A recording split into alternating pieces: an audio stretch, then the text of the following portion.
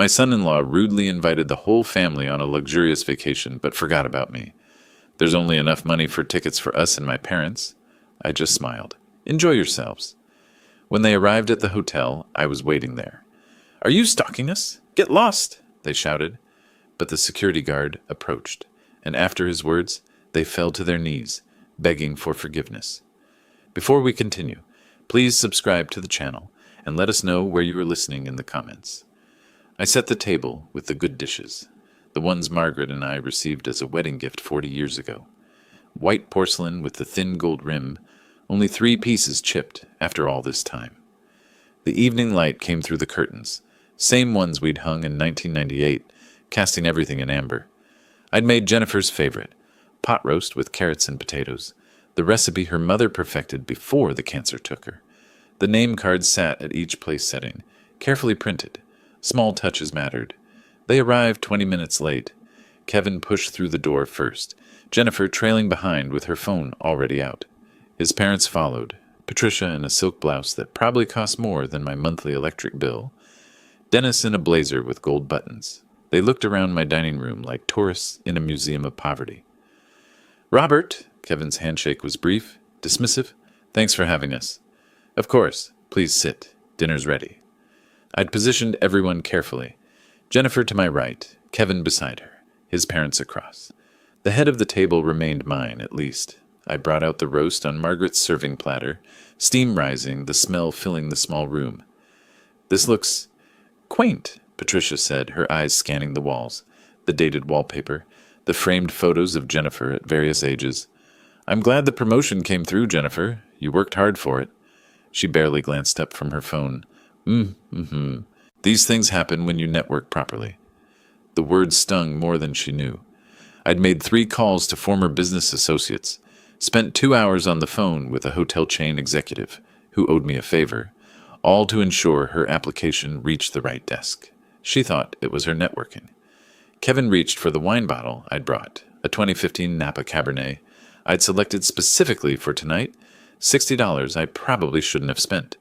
He examined the label, eyebrows raised in what might have been approval. Now this is a decent vintage. Finally, something worth drinking in this place. He poured for Patricia first, then Dennis, then Jennifer. The bottle moved around the table in a careful circle, skipping my glass entirely before Kevin set it down at the far end, well out of my reach. Jennifer watched this happen. She said nothing. Kevin has such refined taste, Patricia said, sipping. We raised him to appreciate quality. Dennis leaned back in his chair, studying my dining room with the expression of an appraiser at an estate sale. Robert, have you considered updating? We just redid our kitchen. Granite countertops, stainless appliances, the resale value alone. These are wonderful curtains, Patricia interrupted, reaching out to touch the fabric between her thumb and forefinger like she was testing its thread count. They must be, 20 years old? They work fine, I said. Kevin shifted his chair, the legs scraping against the hardwood. He repositioned himself to create more distance between us, angling toward his parents, forming a wall with Jennifer in the middle. She turned her body to match his orientation, her back partially to me now. I passed the potatoes. Kevin took the bowl without looking at me. So, big announcement, he said, grinning at his parents. We're doing a family vacation, St. Thomas week long. Me, Jen, Mom, Dad, leaving the 21st. My fork paused halfway to my mouth. That sounds wonderful. What resort? Paradise Cove, 5-star, private beach. The works. He was animated now, gesturing with his wine glass. My wine. We only had budget for 5 tickets. Us and my parents. The mathematics of that statement hung in the air. 5 tickets. 4 people listed. The exclusion was deliberate. Calculated. I can cover my own expenses, I said, keeping my voice level. I'd love to join the family. Jennifer's phone slid across the table toward Patricia, vacation photos loading on the screen. Jennifer turned further away from me, leaning in to point at resort amenities. When she spoke, she didn't look at me. We need a break from you, Dad. The room contracted. Patricia and Dennis suddenly found their plates fascinating. Kevin jumped in quickly, his tone falsely apologetic. It's not personal, Robert. Just, you know how it is. Quality time with the immediate family. My hand had been reaching for the serving dish. I watched it freeze midair, detached, like it belonged to someone else. Slowly, I lowered it to my lap. The pot roast sat untouched on my plate, congealing in its own juices. Of course, I heard myself say. I understand. I stood, the chair scraping back. Let me get dessert. Nobody protested. Kevin was already refilling the wine glasses, everyone's but mine, as I walked to the kitchen. My plate was still full. Through the doorway, I heard Patricia asking about spa packages, Dennis suggesting golf excursions. Jennifer's laugh, light and easy, the way it used to sound when she was 12 and I'd take her for ice cream after school. I didn't get dessert. I walked past the kitchen, down the hall, up the stairs to my bedroom. Behind me, the conversation continued without pause, without my absence even registering. I closed the door and sat on the edge of my bed, still wearing the same jacket I'd worn to Jennifer's wedding, the same one I'd worn to her promotion dinner last month, the same jacket Kevin's family had just mocked. Through the floor, I heard more laughter, the clink of glasses. My wine, my table, my home, their celebration. Something shifted then, precise and cold, like tumblers falling into place inside a lock. The house settled into silence around 10. I heard doors closing downstairs. They were staying in the guest rooms, of course. Too much wine to drive home safely. My wine. I sat on the bed's edge, jacket finally removed, draped over the chair. The same chair where I'd laid out my clothes that morning, hopeful this dinner would bring us closer. Sleep wasn't coming. I knew that already. I removed my reading glasses, cleaned them with my shirt hem, put them back on. The bedroom looked the same as it had for 20 years. Margaret's jewelry box still sat on the dresser, empty now, everything inside sold to pay for her final hospital bills that insurance wouldn't cover. Jennifer had been 23 then, fresh out of college, crying at the funeral. I'd held her hand through the entire service. When did her hand let go of mine? The memories came in fragments, non-linear, each one sharp. The wedding, $35,000, most of my savings at the time. Jennifer in her dress, radiant, Kevin beside her looking vaguely uncomfortable in his tuxedo. I'd written the check thinking, this is what fathers do. This is love made tangible. The car. $15,000 for the down payment on their Tesla, the one they drove past me last Christmas without stopping, heading to Kevin's parents for dinner. Just a loan, Dad. We'll pay you back. That was 4 years ago. I'd stopped asking about repayment after the first year. The furniture for their first apartment. The emergency roof repair they couldn't afford. The credit card bill, $8,000, that Kevin explained away as temporary cash flow issues. Every time I'd written the check. Every time Jennifer would hug me and say, "You're the best, Dad." I stood, restless, and walked to my home office down the hall. The laptop sat on the desk, password protected, containing a life my daughter knew nothing about. I opened it, entered the code, watched the screen illuminate. 4 properties. The hotel in Tampa I'd bought in 2008 when the market crashed, renovated, turned profitable within 18 months. The boutique inn in Sarasota, acquired in 2012. 2 bed and breakfasts in St. Augustine, purchased as a pair in 2019. All managed through Wilson Holdings, LLC, all generating steady income, all completely invisible to my family. Current total value, $3.2 million. I'd built this empire quietly, deliberately, after Margaret died, working double shifts at the hospital where I'd been a facilities manager, saving every extra dollar, learning real estate investment through night classes and weekend seminars.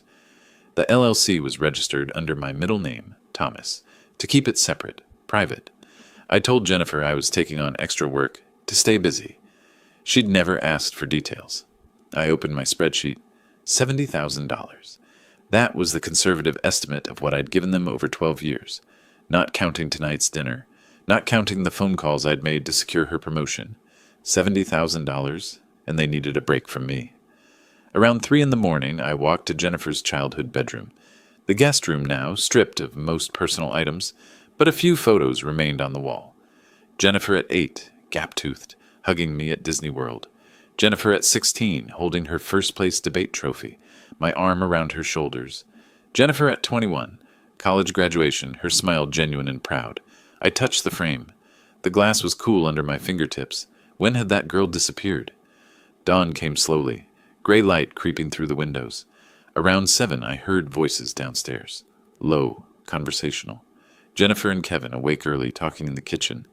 I moved to the hallway barefoot, staying close to the wall. The old house had good acoustics if you knew where to stand. At the top of the stairs, their voices carried clearly. We just need to approach it right. Jennifer's voice, that careful tone she used when manipulating situations at work. Make him think it's his idea. He's sitting on equity he doesn't need. Kevin, dismissive as always. This house is way too big for one person. I pressed my back against the wall, listening. He's stubborn about it, Jennifer continued.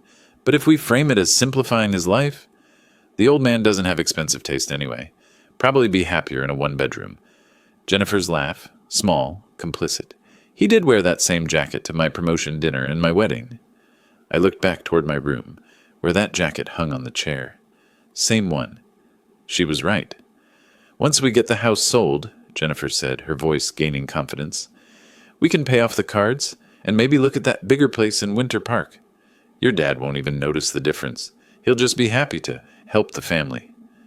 Kevin's tone twisted the phrase into mockery.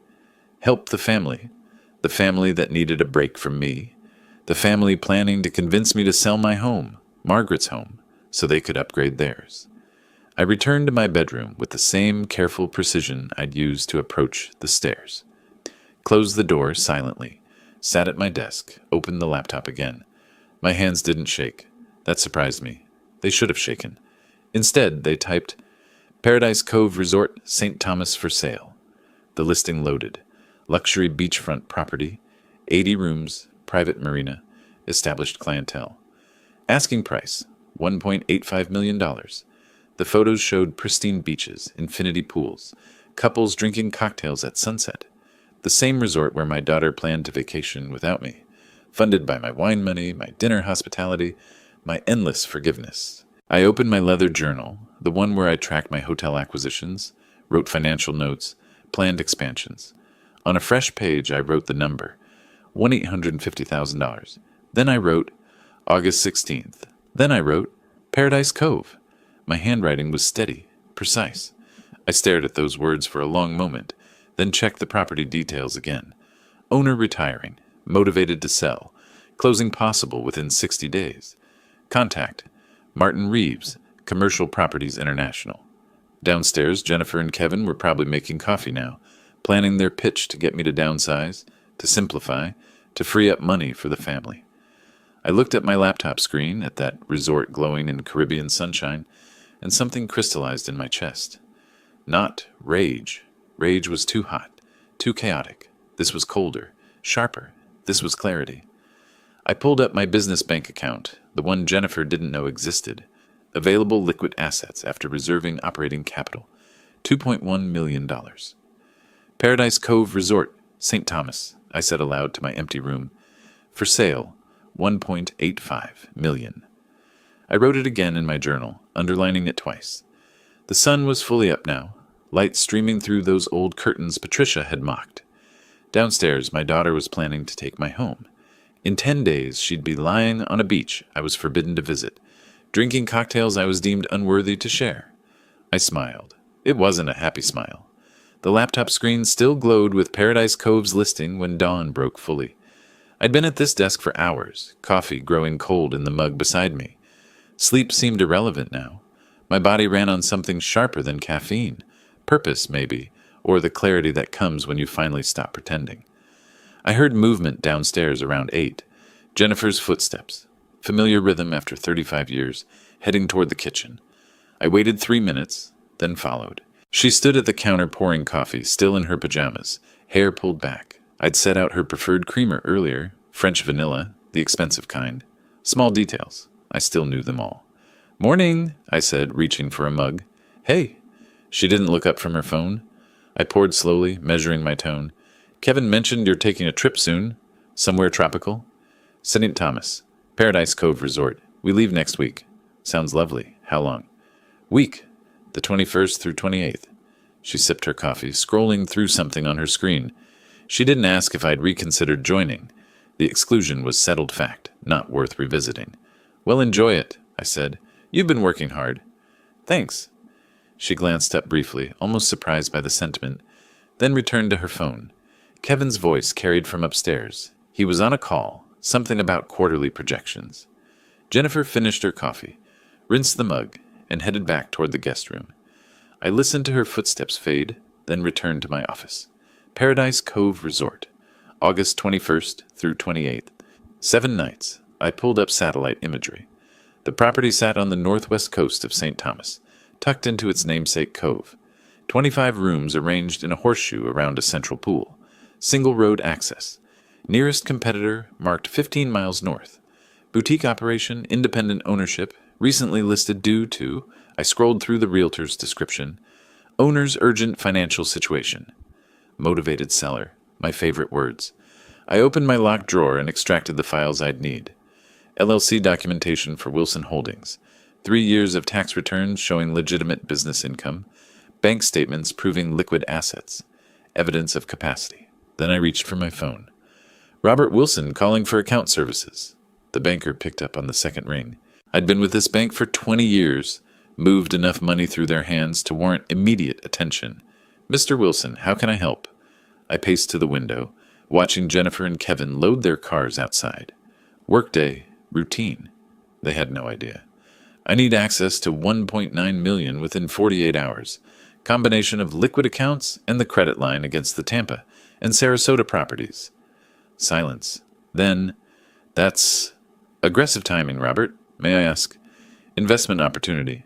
Time sensitive. Can you do it? I'll have preliminary approval by end of business today. Good. I'll wait for your call. I hung up before he could ask questions. Through the window, Jennifer's car pulled out of the driveway. Kevin's followed 30 seconds later. The house settled into quiet. I spent the next 4 hours researching everything about Paradise Cove. Ownership history, revenue patterns, guest reviews, mostly positive, some complaints about dated decor and slow Wi-Fi. Staffing structure, lean operation, general manager named Amanda Parker, running day-to-day, owner increasingly absent. Current occupancy rate, 62%. Plenty of room for improvement, but the bones were solid. The bones were perfect. By 2 in the afternoon, I'd drafted my approach. I called David Richardson's office, got his secretary, scheduled an emergency consultation for 4 o'clock. Then I drove downtown, 20 minutes through Orlando traffic, rehearsing my explanation with each stoplight. Keep emotion out. Present this as business with personal motivation, not revenge. Strategic acquisition. David's office occupied the 14th floor of a glass tower on Orange Avenue. He met me in the conference room, tie loosened, reading glasses perched on his head. Robert, your message said urgent. I spread documents across his polished table. The Paradise Cove listing, my financial statements, a handwritten timeline showing I needed ownership by August 20th. He studied them, expression shifting from curiosity to concern. You want to buy a hotel in the Virgin Islands in 72 hours. Yes. May I ask why the impossible timeline? My daughter is vacationing there August 21st. She doesn't know I'm buying the property. I need to own it before she arrives. David removed his glasses completely, set them down with care. That's... Robert, I understand there's personal motivation here, but acquiring commercial property in the Virgin Islands with 72 hours of due diligence is professionally inadvisable. The property is already listed. The owner is motivated. I have the capital. What's the actual legal risk? He sighed, the sound of a lawyer recognizing a client who won't be deterred. Title issues, undisclosed liens, structural problems. You're buying sight unseen. I'm buying strategically. And this? He tapped my notes about the house. You want your Orlando property in an irrevocable trust? With me as sole trustee and beneficiary, no one can force a sale without my consent. You understand this means Jennifer can't inherit it in the standard way if something happens to you? I understand perfectly. David studied me across the table. Whatever he saw there, and I knew what he saw, the same cold clarity I'd felt since dawn, made him nod, slowly. I'll need to bring in a Virgin Islands attorney, someone local who knows the territory. Do it. Bill me whatever it costs. Robert? He leaned forward. What did she do? I met his eyes. She needed a break from me. I'm giving her one. He didn't press further. Smart man. I left his office at 5:30, drove home through rush hour, called Michael Thompson from the car. Thompson Notary Services. Michael, it's Robert Wilson. I need trust documents prepared. My residential property transferred to a personal trust. How quickly can you draft them? Standard timeline is a week for review. I need them in 3 days. Silence stretched. Then, that's possible. My expedited rate is whatever it is, fine. Send the paperwork tonight. I'll have it by email within 2 hours. Back home, the house felt different. I walked through rooms I'd lived in for 26 years, seeing them as Jennifer and Kevin saw them. Dated, small, beneath their aspirations. The curtains Patricia had mocked. The dining room where I'd served pot roast while they poured my wine for everyone but me. This was still my home. They would never take it. My phone rang at 7. The banker. Mr. Wilson, your credit line is approved. 1.9 available Monday morning. Perfect. The purpose of loan is listed as commercial property acquisition. Is that correct? Yes? Very good. We'll have documents ready for signature. I made one more call that evening. Martin Reeves, Commercial Properties International, the listing agent for Paradise Cove. Mr. Reeves, my name is Robert Wilson. I'm interested in the Paradise Cove resort property in St. Thomas. Is the owner accepting offers? His voice brightened immediately. Absolutely. When would you like to schedule a viewing? Tomorrow. I can be there by afternoon. That's very soon. You're flying in from Orlando. I'll book tonight. This is a serious inquiry, Mr. Reeves. I have proof of funds and can close within 48 hours. I'll contact Mr. Clark immediately. He'll be very pleased. Good. I'll call when I land. I hung up and opened my laptop to airline bookings. The screen showed flights to St. Thomas, departure times, prices. My finger hovered over the purchase button for American Airlines Flight 1847, departing 9:30 tomorrow morning. Across town, Jennifer and Kevin were probably having dinner somewhere nice, celebrating their upcoming vacation. Paradise Cove, their private week, their break from me. I clicked purchase. The confirmation email arrived instantly. Boarding pass attached. Departure 9:30 a.m. Arrival 3:15 p.m., accounting for the time change. Plenty of daylight left to see the property, meet the owner, start negotiations. I forwarded the flight details to David Richardson with a simple message. I'll need that VI attorney's contact info before I land. His reply came back within minutes. Already arranged. William Clark expects you at 4 p.m. tomorrow. His attorney will have preliminary documents ready. Robert, be careful. I closed the laptop and looked around my office. The hotel files, the trust documents Michael would send, the proof of funds letter from the bank. Everything in order, everything aligned. In 3 days, my family would board a plane to Paradise, excited about their exclusive vacation, their break from the old man who embarrassed them with his dated curtains and worn jackets. They had no idea what was waiting for them. I allowed myself a brief nod, not a smile, nothing so obvious, and began packing my briefcase for tomorrow's flight. The flight landed in late afternoon heat, the kind that hits you like a wall when the cabin door opens. Cyril E. King Airport was smaller than I expected. Tourists everywhere in bright shirts and straw hats. Families dragging roller bags toward rental car counters. I carried only my briefcase. This wasn't vacation. The taxi driver knew Paradise Cove without needing the address. Nice place, he said, pulling away from arrivals. You staying there? Business meeting. He nodded, navigating through Charlotte Amelie's narrow streets, past cruise ship terminals and duty-free shops, then up into the hills. The road wound along the coast, occasional glimpses of turquoise water between palm trees and resort developments.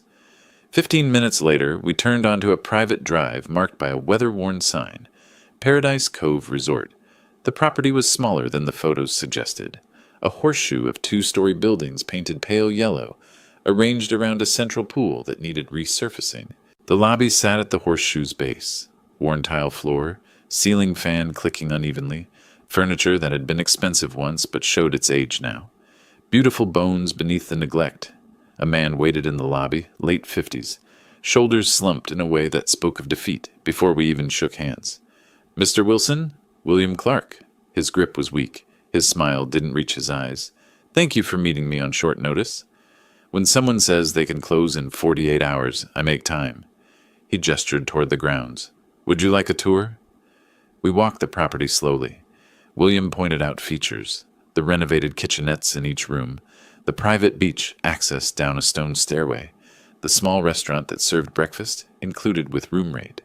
His voice carried the tone of a man reciting facts he'd repeated too many times, hoping they'd sound better with repetition. I built this place 20 years ago, he said as we reached the pool, poured everything into it. Market changed, big resorts moved in, and I understand. Business is timing. He looked at me with something like gratitude. You're not going to tear it down, turn it into condos? I'm keeping it as a hotel. I have plans for it. Relief washed across his face. We continued walking past rooms with ocean views, standard rooms facing the garden, the small gym with equipment that hadn't been updated this decade, everything functional. Nothing failing, just tired. A woman emerged from the office building, tablet in hand, professional despite the heat. Early 40s, dark hair pulled back, efficient movements. Mr. Clark, the Johnsons checked out early. They're requesting a partial refund for... She stopped, seeing me. Amanda, this is Robert Wilson, potential buyer. Amanda Parker, my general manager. She extended her hand without hesitation. Firm grip, direct eye contact. Will you be keeping the current staff? We're small, but efficient. I'm evaluating everything. What's your role here? General manager. I handle daily operations, bookings, guest services. How long? 8 years. I nodded. 8 years meant she knew every system, every guest complaint, every vendor relationship. That knowledge had value. Good. I'll need that. We left her returning to her office and continued to William's space, a cramped room behind the front desk. Paperwork stacked on every surface. Computer showing an outdated reservation system. He gestured to a chair and I sat, briefcase across my lap. Your listing says 1.85, I said. I can close in 48 hours at 1.72. All cash, minimal contingencies. William's fingers drummed the desk once. That's acceptable. When can we start paperwork? Today. Now. I opened my briefcase, pulled out the offer David's office had prepared. William read it slowly, lips moving slightly. When he looked up, something had shifted in his expression. Hope, maybe, or just exhaustion ending. You're serious? Completely. I slid my bank letter across his desk. Proof of funds. Ability to close immediately. He read it twice, then set it down with the careful precision of someone handling something precious. I'll call my attorney. We can have preliminary documents by tonight. I'll be at the Marriott if you need me. I stood, extended my hand. We'll close this, William, by Friday. His handshake was firmer this time. I spent that evening with David's Virgin Islands contact, a sharp-eyed attorney named Sarah Chen, who walked me through title documents, inspection reports, and existing bookings with the speed of someone who'd done this too many times. She flagged minor issues, permits needing renewal, vendor contracts transferring with ownership, staff employment agreements. The property is sound, she concluded around midnight. Financially distressed, but structurally solid. If you're comfortable with the accelerated timeline, I see no reason not to proceed. Draw up closing documents. I want to sign Friday morning. She nodded, already making notes. By Thursday afternoon, we sat in William's office again. Him, me, Sarah, and William's attorney, handling the final review. Numbers aligned, documents signed. I wired the deposit, $172,000, 10% down. William's hand trembled slightly when we shook on it. You're saving my life, he said quietly. I didn't respond. This wasn't about saving anyone. Friday morning, the final closing took 3 hours. Wire transfers, title transfers, keys exchanged, ownership documents filed with the Virgin Islands Recorder's Office. By noon, Paradise Cove Resort belonged to Wilson Holdings, LLC. I sat alone in what was now my office, reviewing the paperwork with the strange detachment of someone who just executed a plan that still felt surreal. Then I opened Amanda's reservation system, scrolling through August bookings. There, August 21st through 28th. Morgan Party, 4 guests. Deluxe Ocean View Suite. Prepaid deposit, balance due at checkout. I took a photo of the screen with my phone, then called Amanda to my office. She arrived within minutes, professional wariness in her expression. New ownership meant uncertainty, and she was smart enough to be cautious. Amanda, thank you for coming. Please sit. She sat, tablet ready, prepared to take notes or defend her position. I wasn't sure which. I'm keeping you on as general manager. Your salary increases 15%, effective immediately. Her eyes widened slightly. Thank you. You'll earn it. I have specific instructions regarding operations. First, I pulled out the handwritten list I'd prepared. These room reassignments and pricing adjustments take effect August 21st. She scanned the list, frown deepening. These are significant changes. Some guests have already confirmed reservations at current rates. Ownership changed. Terms changed. Virgin Islands booking law allows modifications with 72 hours notice. That's technically correct, but guests won't be happy. There's one reservation in particular. August 21st. Morgan Party. 4 guests. She checked her tablet. Yes. Deluxe ocean view. Week-long stay. Change it. Standard room. No ocean view. Apply new pricing structure. 40% increase across all services. Amanda looked up slowly. But they've already confirmed at the old rate. New ownership, new terms. They'll be notified Monday. That gives them 74 hours. She studied me for a long moment. This is personal. I held her gaze. This is business. Will you follow these instructions? Another pause. Then she nodded. Yes, sir. When they arrive and express surprise about the changes, you will inform them that I am the owner. Not before. Understood? Understood. Good. I'm flying back to Orlando tomorrow. You have my contact information for anything urgent. Otherwise, I trust your judgment on daily operations. She stood, still holding the list, clearly processing what this meant. May I ask, the Morgan Party, who are they to you? Family, I said. They wanted a break from me. I'm ensuring they get exactly what they asked for. Understanding dawned in her expression, followed by something that might have been sympathy or might have been respect. She didn't ask further questions. I'll make the changes today. Thank you, Amanda. After she left, I sat in the quiet office reviewing staff files, vendor contracts, operational procedures. This wasn't just revenge theater. I'd bought a real business, and I intended to run it properly. The hotel would succeed. That was important, not for the money, but for the principle. I'd built something from nothing before. I could do it again. That evening, I stood on Paradise Cove's beach, feet in sand still warm from the day's sun. The cove curved around me in both directions, private and pristine. Waves lapped gently against the shore. 2 days from now, Jennifer and Kevin would stand in this exact spot, expecting their exclusive paradise vacation. They would find something very different, waiting. I slipped the ownership deed into my briefcase and closed it with a quiet click. Tomorrow, I'd fly home. I'd maintain normal behavior. I'd wave goodbye when they left for the airport on Sunday, wish them a wonderful trip, play the role of the excluded father accepting his fate.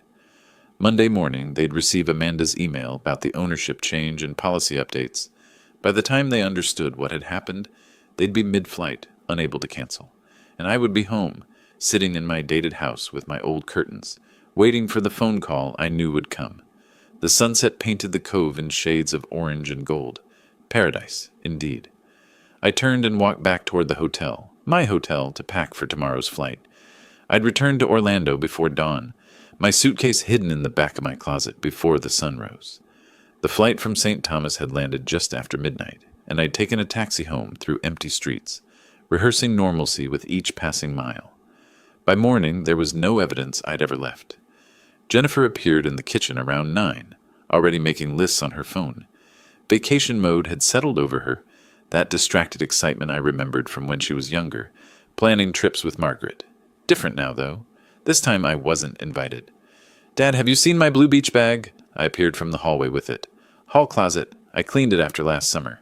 She took it without meeting my eyes. Oh, thanks. I'd made coffee, set out her preferred creamer.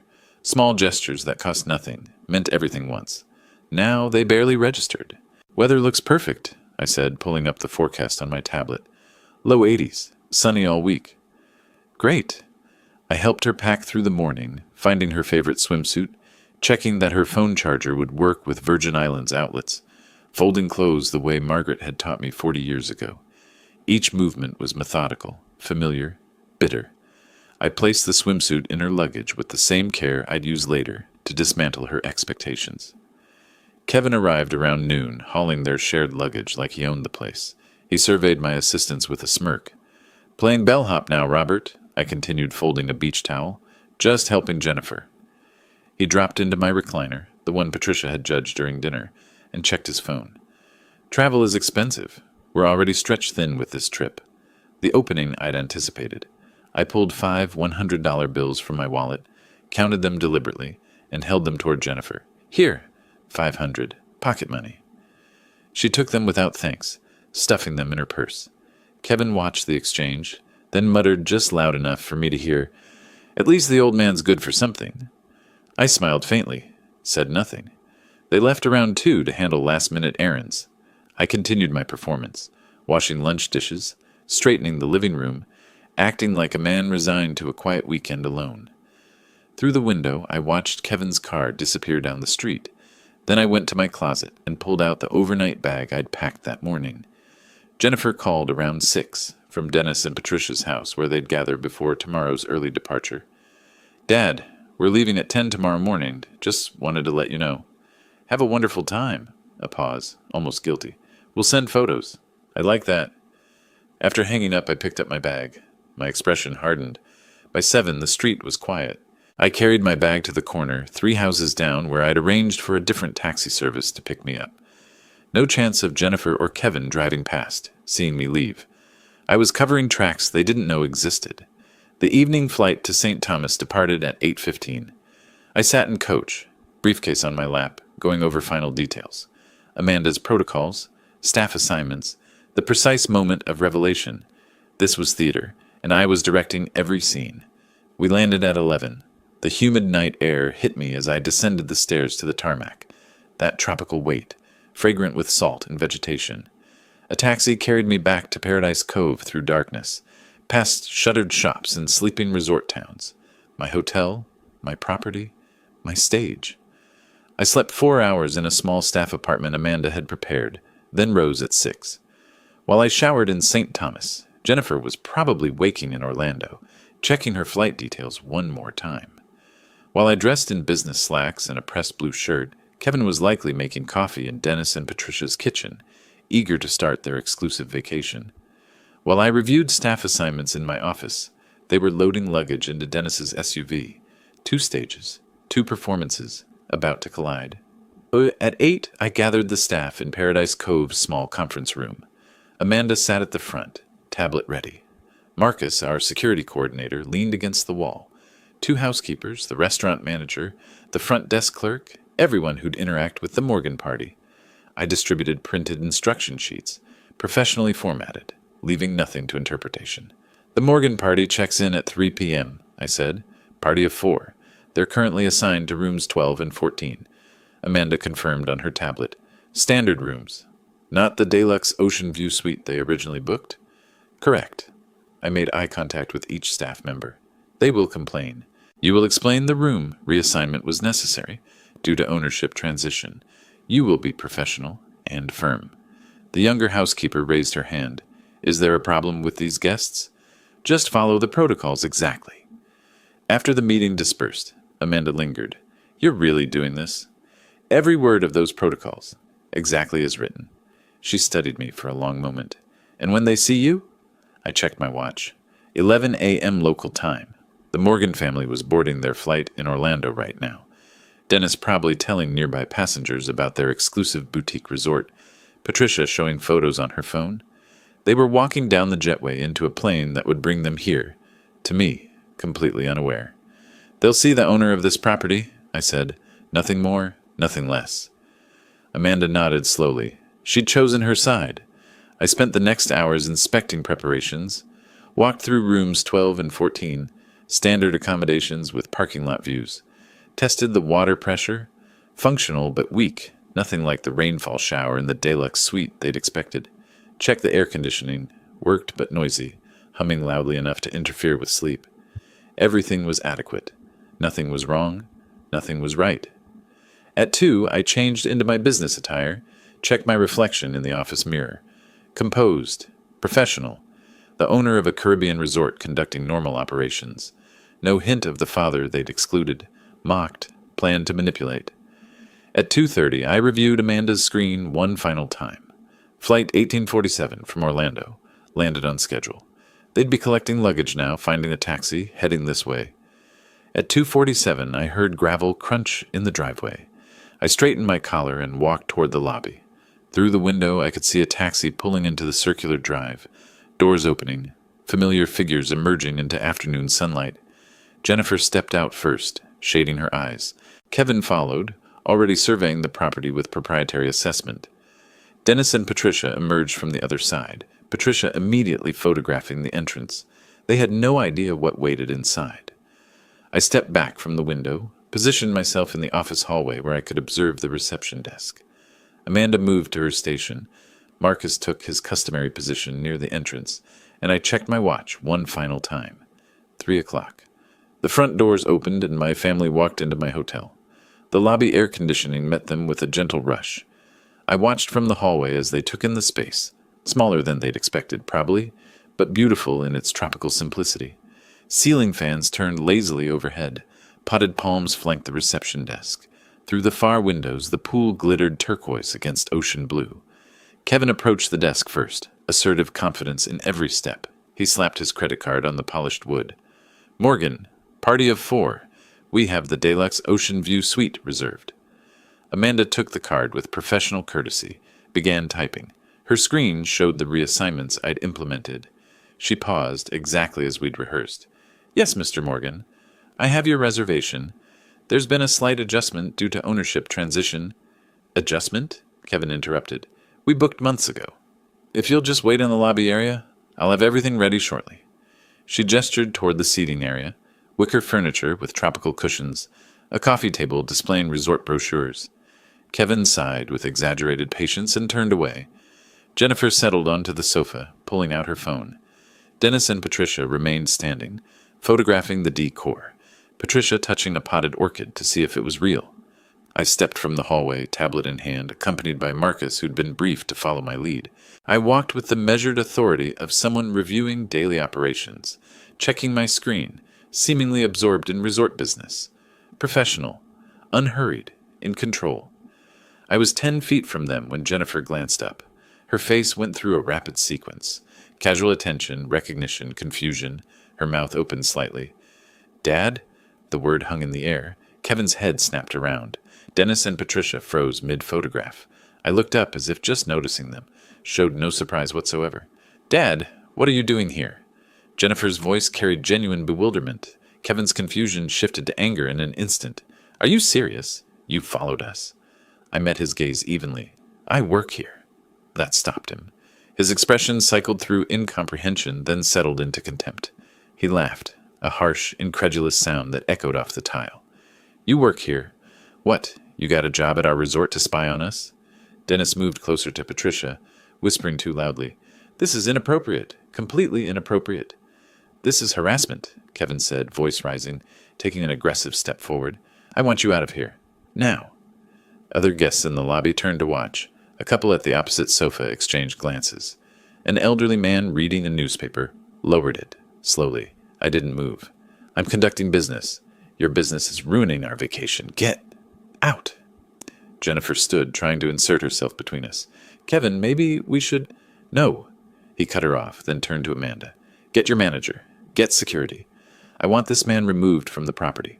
Amanda signaled Marcus, who moved smoothly forward, not threatening, just present. Professional hospitality industry de-escalation, positioning himself, creating space, radiating calm authority. "Sir, please lower your voice," Amanda said. "You're disturbing other guests?" Kevin's face reddened. "I'm disturbing? He's the one stalking his own daughter." Marcus stepped closer, voice quiet but firm. "Gentlemen, let's keep things calm," Kevin rounded on him. "Tell this man he needs to leave. We're paying guests." Amanda stood, drawing every eye in the lobby. When she spoke, her voice carried perfect clarity, each word distinct. "Mr. Wilson is the owner of Paradise Cove Resort. As of August 19th, you are his guests." The silence that followed was absolute. Even the ceiling fans seemed to quiet. The couple on the sofa stared openly now. The elderly man had abandoned all pretense of reading.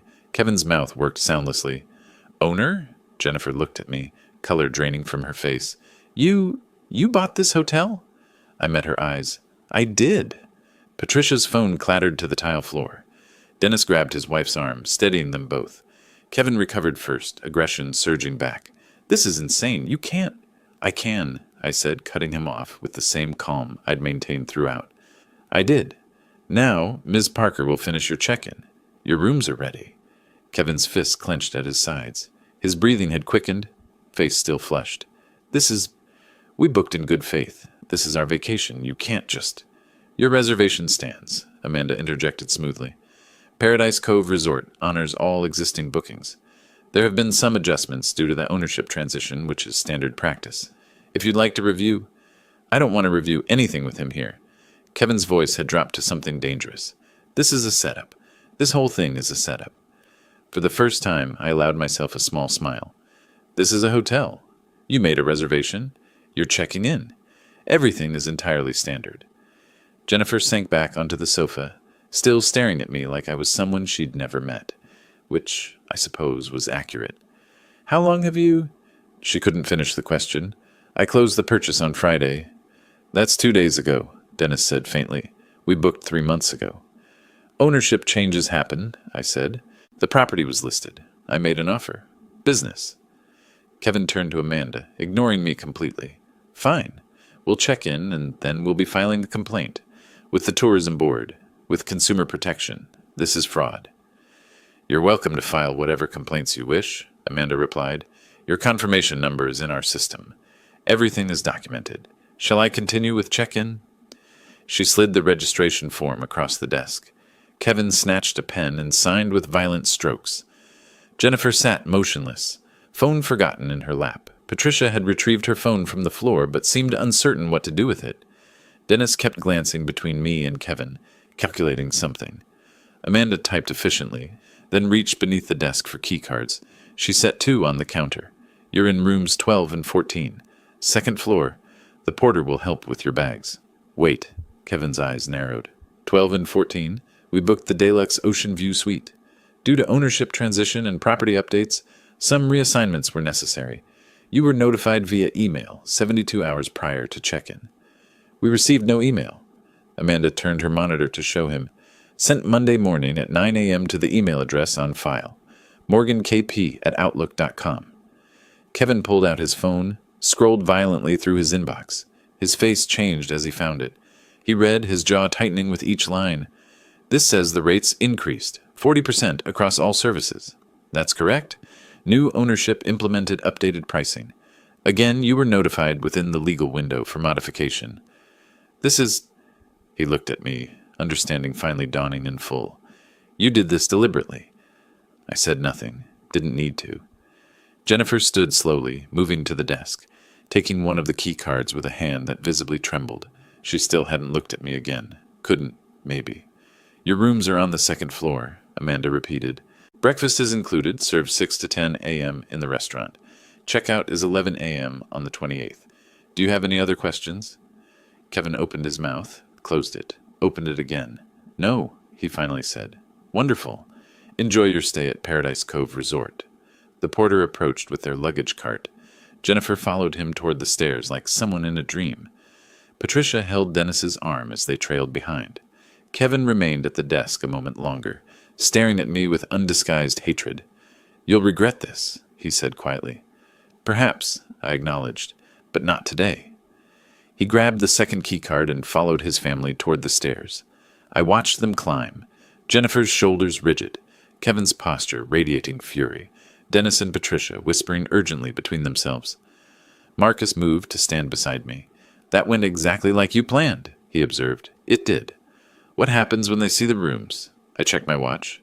In approximately 3 minutes, they'll discover that standard rooms have parking lot views, lower water pressure, and older air conditioning units. They'll realize the minibar prices have doubled. They'll notice the bathroom amenities are basic rather than premium. And then they'll come back down here to complain. I straightened my tablet, and Ms. Parker will politely explain that everything meets the stated accommodation standards, and no refunds are available for bookings made under previous ownership. Through the second-floor windows, I could see movement in room 12. A door opening, Jennifer stepping inside, Kevin behind her, stopping abruptly in the doorway. I heard the muffled sound of raised voices. Amanda caught my eye from behind the desk. I nodded once. The show had just begun. The porter left us in the hallway. Jennifer slid her key card into room 12's lock, the green light blinking permission. She pushed the door open and stepped inside, then stopped. I watched from the lobby's security camera feed in my office. Amanda had positioned the monitor where I could observe without being obvious. Jennifer stood motionless in the doorway, taking in the standard room with its parking lot view, the dated furniture, the narrow bathroom visible through the half-open door. This wasn't the deluxe ocean view suite shown in their booking photos. She walked to the window like someone underwater, movements slow and dreamlike, pulled the curtain aside, stared at the parking lot, the dumpster enclosure, a maintenance shed with peeling paint. Kevin pushed past her into room 14, his parents' assigned space, already complaining. I couldn't hear the words through the camera, but his gestures were clear enough, arms spread wide, pointing at the window. Dennis appeared behind him, face sagging with comprehension. Patricia sank onto the bed, still clutching her purse. Within 10 minutes, my desk phone rang. Amanda's voice, professional. Ms. Morgan, on line 2 regarding her room assignment. I listened to the recorded call later. Jennifer's voice tight with restrained anger. We booked a deluxe ocean view suite. This is a standard room with a parking lot view. Amanda's response, exactly as scripted. I apologize for the confusion, Ms. Morgan. During the ownership transition, we had to reassign several reservations due to renovation scheduling. Your rate remains the same. Can we upgrade? Pay the difference? I'm afraid the deluxe rooms are fully booked through your checkout date. Jennifer hung up without responding. That evening, they attempted dinner at our restaurant, the only dining option within walking distance. I'd positioned myself at a corner table with paperwork spread before me, reviewing actual operational reports while remaining visible. Professional, untouchable, the owner conducting business. When their menus arrived, Kevin's expression shifted. He pulled out his phone, scrolling through screenshots he'd saved of our old pricing. His jaw tightened. The server approached his summons with practiced patience. These prices don't match your website. New management implemented updated pricing yesterday, sir. All platforms were updated simultaneously. Kevin looked across the restaurant at me. I didn't acknowledge his gaze, just signed the document Amanda had brought for approval. He approached my table a moment later, Dennis trailing reluctantly behind. I looked up with mild attention. The prices on this menu don't match what's on your website. New management, new pricing.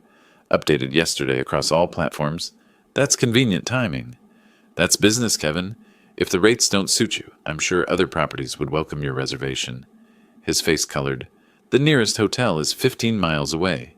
I returned to my paperwork. Then I suppose our rates are competitive?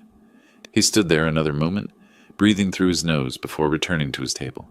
Their simple dinner, nothing extravagant, just entrees and drinks, cost them $180 before tip. I watched Patricia's face when the bill arrived. She looked like she'd bitten something sour. The next morning brought new complications. At precisely 6 a.m., maintenance began work on the hot water system. The pipes ran through the walls adjacent to rooms 12 and 14. The sound was impressive. Hammering, clanging, water rushing through old plumbing. Perfectly legal, perfectly timed. I conducted my morning property walk through at 6:15, clipboard in hand, happening to pass their rooms just as Dennis emerged in his bathrobe, hair standing at angles, looking haggard. Morning, sorry for the noise. Necessary repairs. Should wrap up by 7. He blinked at me, too tired to form a response. I continued my inspection, noting items on my clipboard that had nothing to do with him. By the third day, the pattern was undeniable. Wi-Fi became unstable, functional in the lobby and restaurant, mysteriously dropping in their specific rooms. Our technician shrugged apologetically. Island infrastructure. Sometimes signals don't reach certain areas.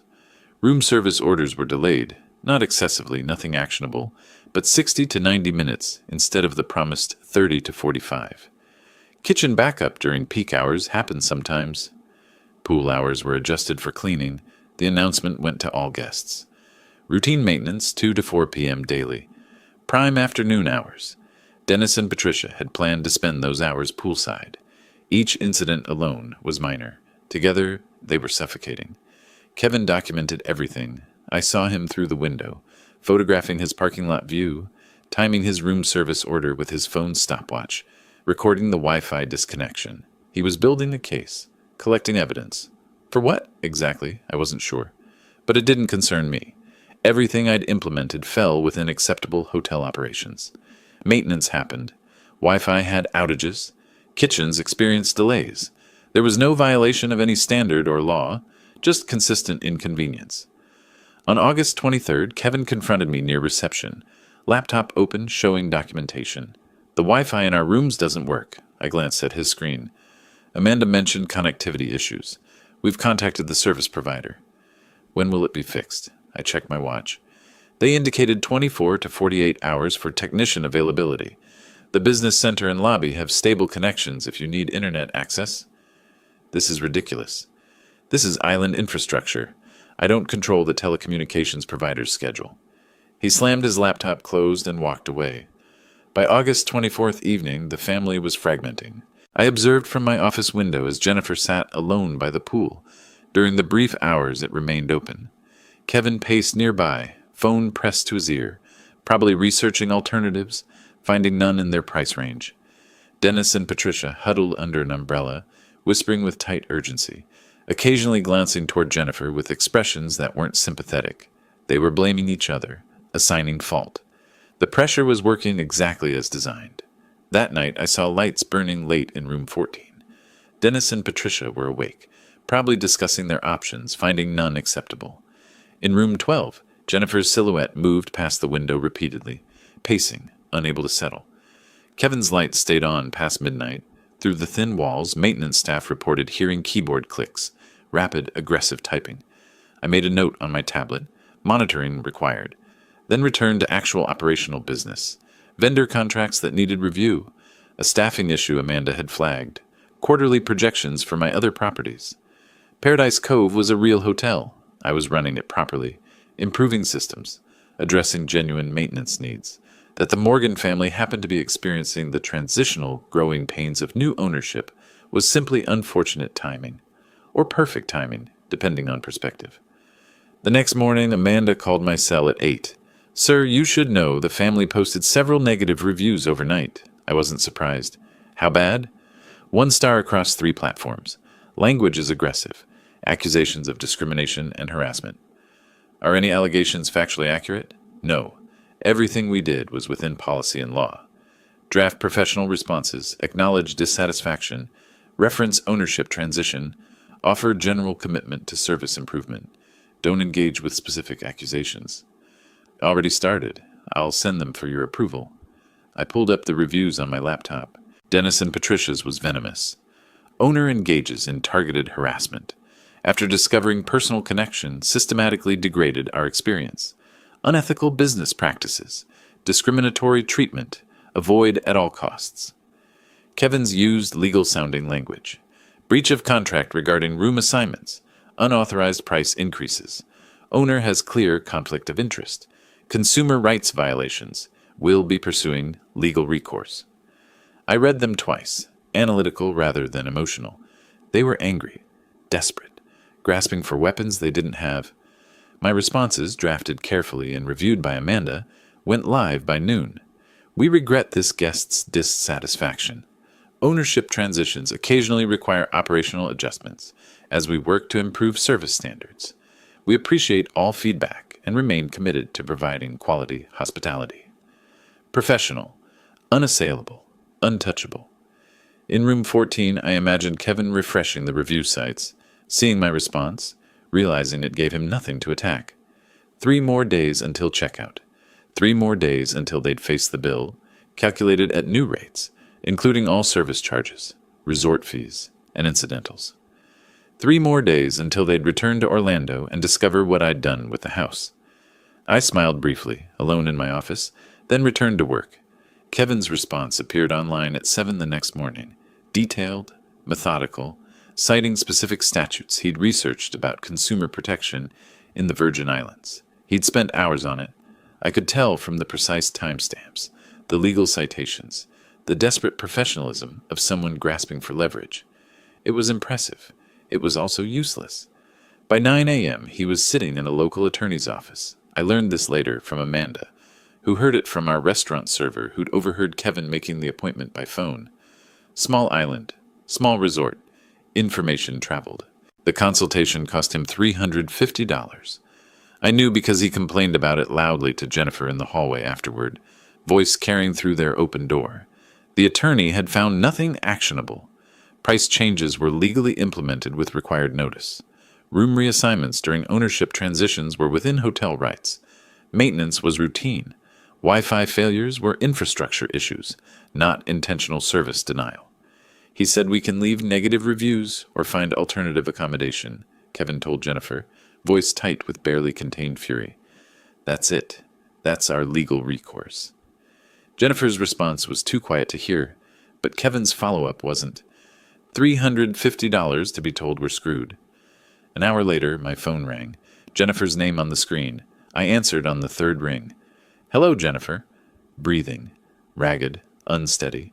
Then, how could you do this to us? Her voice was breaking. She'd been crying. I could hear it in the thickness of her words, the way they came in gasps. How could you do this to your own daughter? I kept my tone measured, calm. I'm conducting business. You wanted a vacation without me. You have one. You're punishing us. This is cruel. This is what you chose. I'm simply providing the service you're paying for.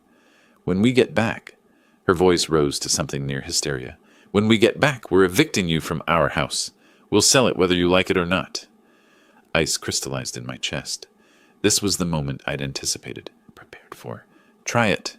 2 words, delivered flat, final. She sobbed once, loud and harsh. Then the line went dead. I sat in my Paradise Cove office, phone still in hand, and considered the conversation. Jennifer was unraveling. Good. Kevin was desperate, throwing money at attorneys who couldn't help him. Better. Dennis and Patricia were humiliated, their bragging to neighbors now a source of mortification. Perfect. But the house threat required immediate attention. I booked an afternoon flight to Orlando. Michael Thompson's office was exactly as I remembered. Modest, professional, paperwork organized in precise stacks.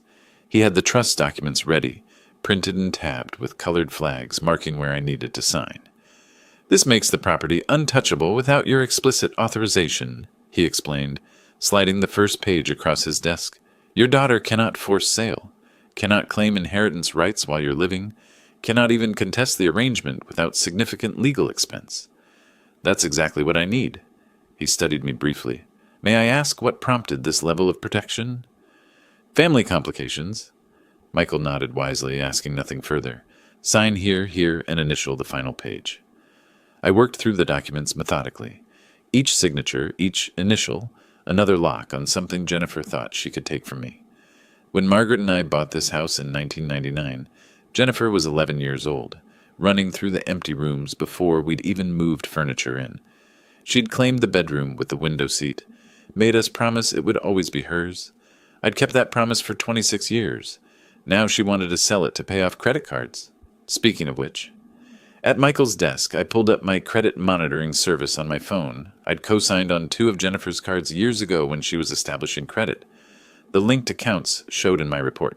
$48,000 in debt. I scrolled through the details. Multiple credit cards, all opened or significantly increased within the last 6 months. A personal loan from a predatory lender at 18% interest. Cash advances. Balance transfers. The pattern of people juggling. Desperate. Counting on money they didn't have yet. Counting on my house. I took a screenshot, then another of the timeline. The debt accumulation had accelerated in June, around the time Kevin had announced the vacation, around the time they'd started planning to pressure me into selling. They'd spent money they expected to get from my equity. Everything looks in order, Michael said, applying his notary seal to the final page. I'll file these with the county recorder this afternoon. You'll have complete protection. I slid 1 copy into my briefcase, left another with Michael, and carried the third to my car.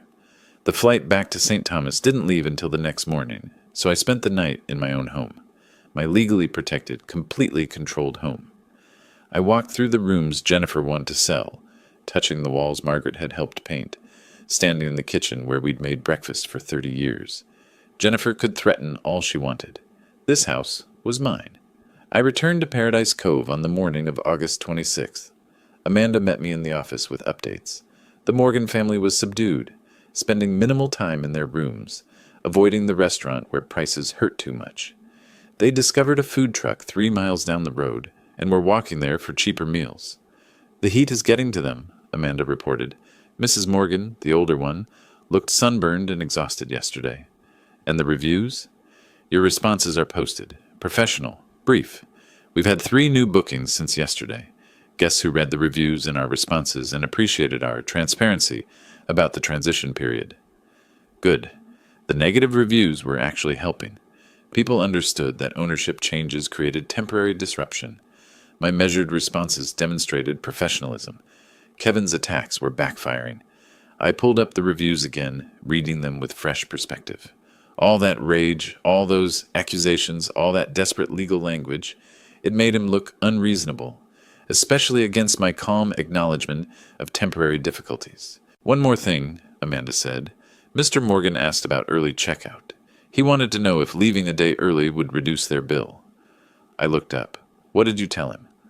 That our cancellation policy requires full payment for reserve dates regardless of early departure. He'd still owe for 7 nights. Good. She hesitated. He asked what the final bill would total. I calculated it for him. With the updated rates, all meals and services, resort fees, incidentals, it's approximately $4,200.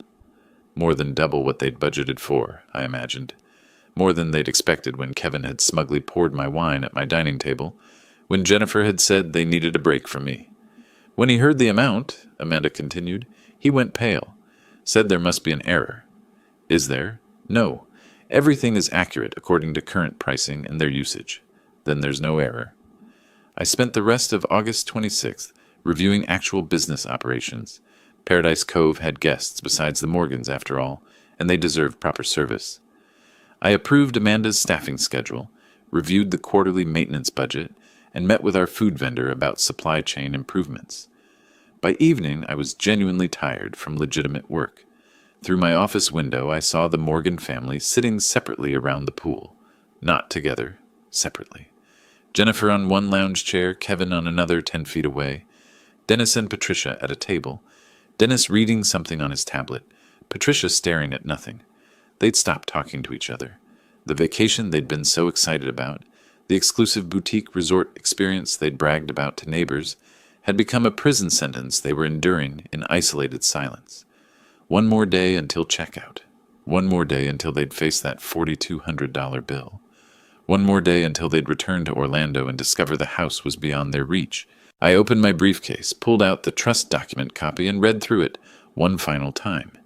Every clause, every protection, every guarantee of my absolute control. The house was mine, alone. And from Amanda's report, they had no idea what waited for them at checkout. I allowed myself a moment of satisfaction. Not joy, not cruelty, just the cold satisfaction of pieces falling into place exactly as designed. Then returned the document to my briefcase and locked it. Tomorrow would bring the final moves. Tonight, I'd let them sit with their expensive mediocrity, their shattered vacation dreams, their fragmenting family unity. Tonight, I'd let them wonder what else I'd planned. They'd find out soon enough. I spent August 26th reviewing final details with Amanda. The Morgan family, she reported, had requested early checkout, departing the 27th instead of the 28th, trying to escape a day early as if leaving sooner would somehow erase what had happened. They seem eager to get home, Amanda said diplomatically. I imagine they are. She pulled up their account on her screen. The final bill is ready for review. I studied the itemization. Room charges at current rates, restaurant meals, room service orders, resort fees, incidentals. Every charge legitimate, every price legally posted. The mathematics of consequence, calculated down to the last dollar. Process it exactly as shown, I said. No adjustments. Morning of the 27th, I watched from my office window as they carried luggage to the reception area. Dennis moved slowly, looking older than he had a week ago. Patricia kept her sunglasses on despite being indoors. Kevin's posture was rigid, controlled fury in every movement. Jennifer walked last, shoulders curved inward, diminished. Amanda greeted them with professional courtesy. Good morning. Checking out? Kevin placed his keycards on the counter with precision. Yes. Early departure. Of course. Amanda's fingers moved across the keyboard. The printer hummed to life, producing the final bill. She placed it face down on the counter, slid it toward Kevin with practiced grace. He picked it up confidently, flipped it over. His hand froze midair. I couldn't hear his exact words from my office, but I saw his mouth form them. This says $4,200. Amanda's response was calm, rehearsed. She gestured to the itemized breakdown, explained each section. Updated rates, dining expenses, resort fees, All documented, all legal. Kevin's voice rose. Other guests in the lobby glanced over. Amanda maintained her professional composure, referencing terms and conditions, ownership transition clauses, email notifications sent August 19th. Kevin pulled out his credit card, tapped it against the terminal. Declined. He tried again, entering the PIN manually this time. Declined. He yanked out a different card. The terminal beeped rejection. His face was white now, a sheen of sweat visible on his forehead despite the air conditioning. He turned to Dennis. I couldn't hear the exchange, but Dennis shook his head slowly, looking at the floor. Patricia pulled her purse closer to her body, protective. Jennifer stepped forward. She didn't speak, didn't meet Kevin's eyes, just handed Amanda her credit card and stared at the wall while the transaction processed. Approved. She took the receipt, folded it without looking, and put it in her purse. The family moved toward the exit like people leaving a hospital after bad news. Slow, silent, defeated. I didn't watch them drive away. They were no longer my concern. Amanda came to my office an hour later. They're gone. Thank you for handling that professionally. It was difficult to watch. She paused, even knowing the context. Consequences are always difficult. That's what makes them effective. I flew back to Orlando that afternoon. While they traveled in heavy silence, I could imagine it, the four of them unable to look at each other, Kevin staring out the airplane window, Jennifer with her eyes closed, Dennis and Patricia sitting in a different row. I reviewed Amanda's operational reports for the week. Paradise Cove had functioned well. Other guests had left positive reviews. The Morgan family's negative reviews had actually increased bookings. People appreciated my transparent, professional responses. The business was solid. The revenge was complete. I'd timed everything precisely. While they were in St. Thomas, David Richardson had delivered the trust documents to my house.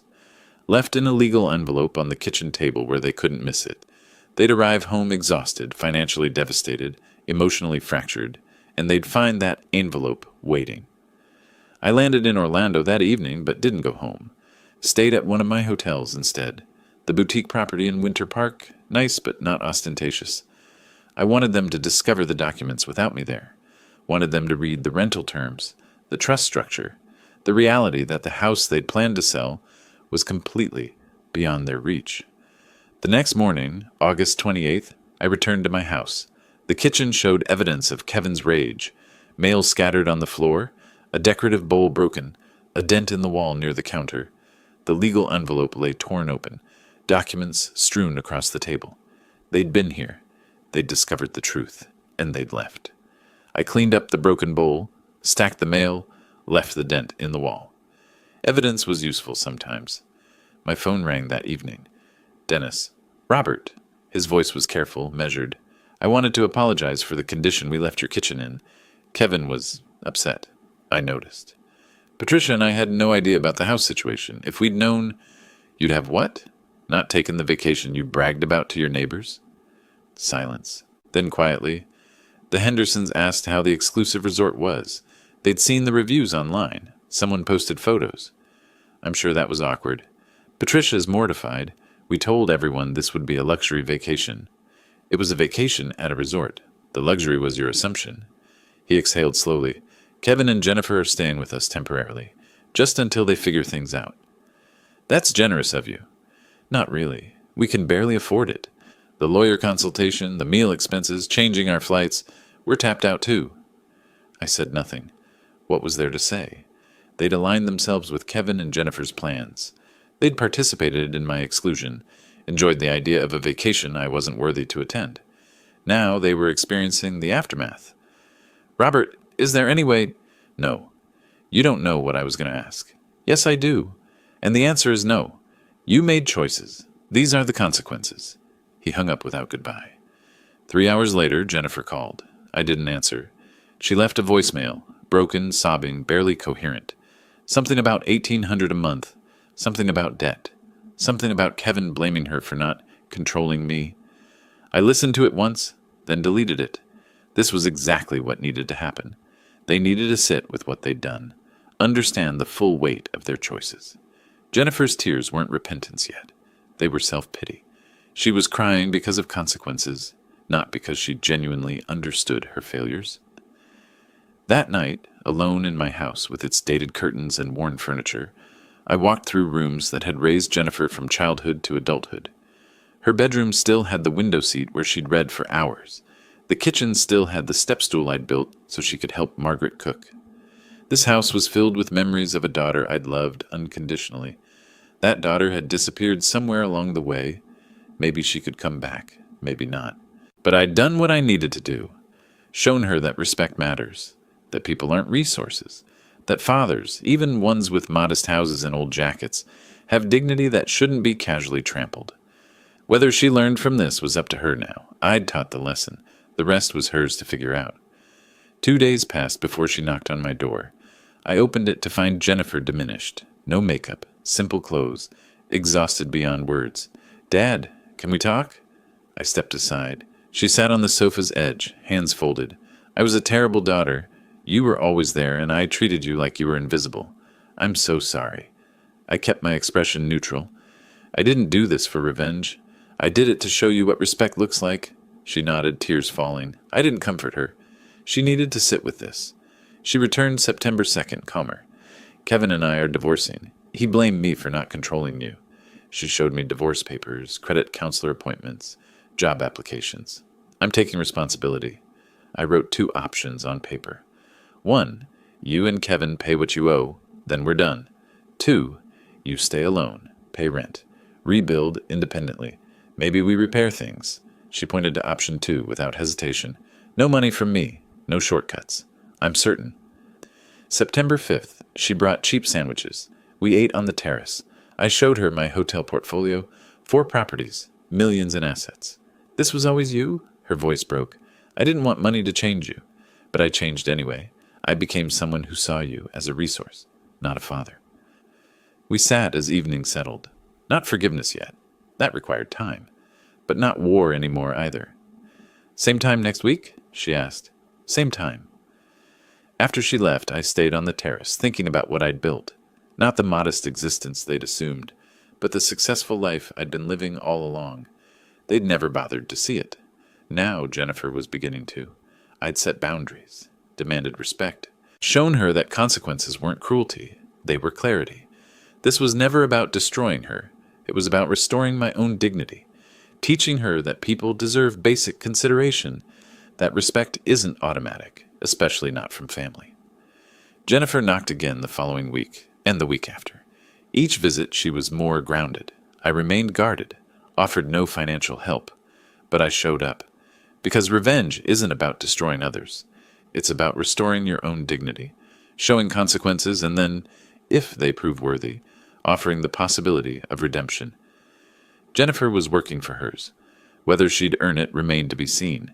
But she was trying, and I was willing to let her try. That was enough, for now.